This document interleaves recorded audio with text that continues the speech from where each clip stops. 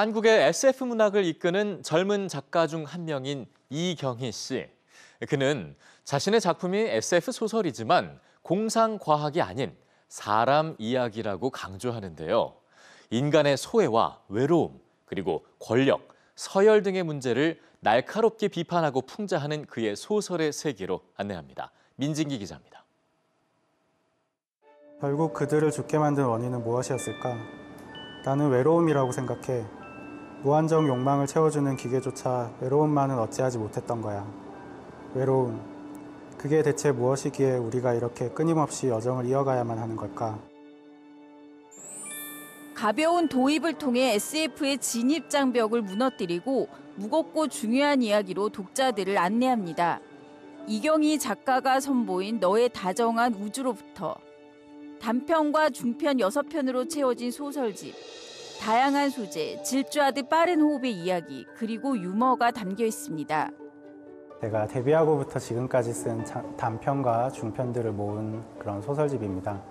제가 좋아하는 SF의 모든 요소들을 한 곳에 모아서 모두 소개하고 싶은 의도로 엮은 책입니다.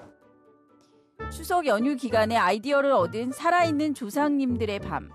좀비가 돼 살아 돌아온 조상들을 통해 고리타분한 관습을 꼬집습니다. 이 작품은 죽은 조상님들이 좀비가 돼서 살아 돌아온다는 이야기거든요. 그런데 이 좀비들의 특징은 이제 꼰대가 되어서 잔소리를 심하게 한다는 거예요. 이런 설정을 통해서 우리 세대 관계 차이나 아니면 그런 꼰대 문제에 대한 것들, 또 이런 문제들을 좀 더 극단적으로 그리고 좀 더 집중해서 보여줄 수 있는 것이죠. 노동자들의 투쟁을 그린 우리가 멈추면에선 서열과 권력에 대해 다룹니다.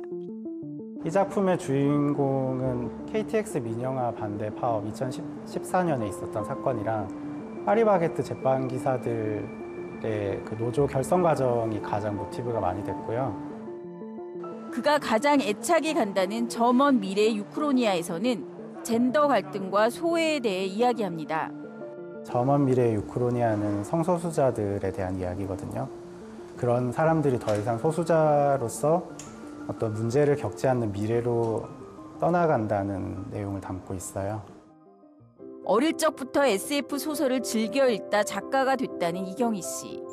전업 작가가 아닌 육아휴직 중인 직장인이기도 한 이 작가는 뉴스나 일상생활에서 아이디어를 얻고 작품을 구상한다고 말합니다.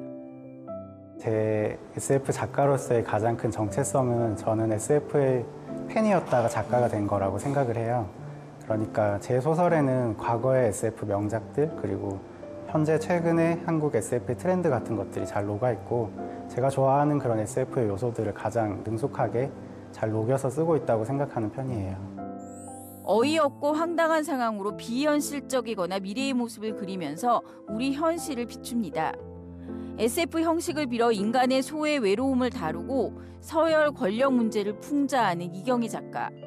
그의 소설 속 인물들은 어떤 상황 속에서도 포기하지 않고 더 나은 세상, 다정한 우주에 대한 희망을 품습니다.